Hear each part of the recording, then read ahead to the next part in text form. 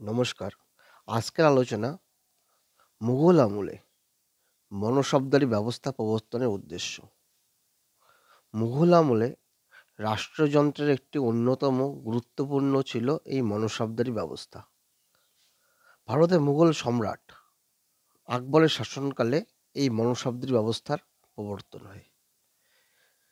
আকবরের সভাসদ ও ঐতিহাসিক আবুল ফজলের আইনি আকবরী গ্রন্থে মনসব ব্যবস্থার উল্লেখ পাওয়া যায়।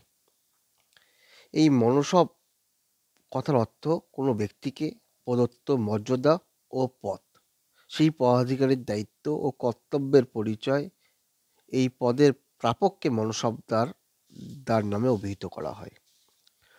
1777 খ্রিস্টাব্দে মনসবদারি ব্যবস্থা চালু করেন আকবর।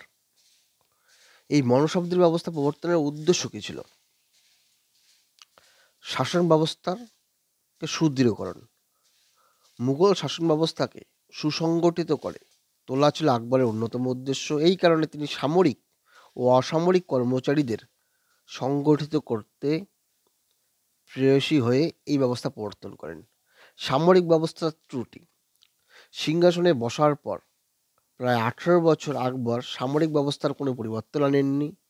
এই সময় জায়গির হিসাবে জমি ভোগ করার পরিবর্তে আমিররা সেনাবাহিনী পোষণ করতেন, প্রিয়জনের রাজ্যকে সৈন্য সরবরাহ করতেন। কিন্তু পরবর্তীকালে এই ব্যবস্থার বেশ কিছু ভুল ত্রুটি পরিলক্ষিত হয়। যেমন, সম্রাট সামরিক শক্তির জন্য সম্পূর্ণভাবে আমিরদের উপর নির্ভরশীল ছিলেন। আমিররা অর্থলোলুপ ও মিথ্যাচারী হয়ে পড়লে ক্রমশ সামরিক বাহিনীর কর্মদক্ষতা কমতে থাকে। বদায়নীর রচনা থেকে জানা যায়, বেশিরভাগ আমিররাই প্রতিশ্রুতি মতো ঘোড়াসার বা যুদ্ধ সরঞ্জাম রাখতেন না।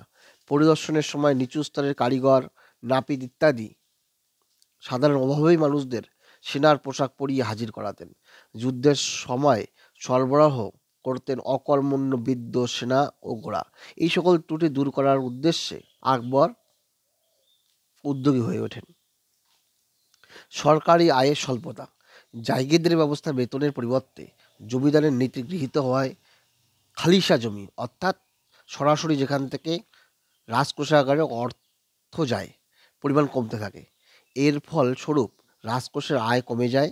এই প্রেক্ষাপটে সরকারের রাজস্ব ও বৃদ্ধির জন্য সম্রাট আকবর মনসবদারি ব্যবস্থা প্রবর্তনের প্রয়াসী হয়েছিলেন। জায়গিরদারদের ক্ষমতা বৃদ্ধি। অনেক জায়গির জমি ও সেনাবাহিনীর অধিকারী হওয়ায় জায়গিরদারদের মধ্যে ক্ষমতার দম্ভ বা উচ্চাকাঙ্ক্ষা বৃদ্ধি পায়। তাছাড়া এই প্রথা বংশানুক্রমিক হওয়ায় অনেক জায়গিরদারই প্রকৃত ক্ষমতা বলে সম্রাটের বিরুদ্ধাচরণ করতে থাকেন। এই সকল সমস্যার অবসান ঘটাতে আকবর মনসবদারি ব্যবস্থার প্রবর্তন করেন। ধন্যবাদ।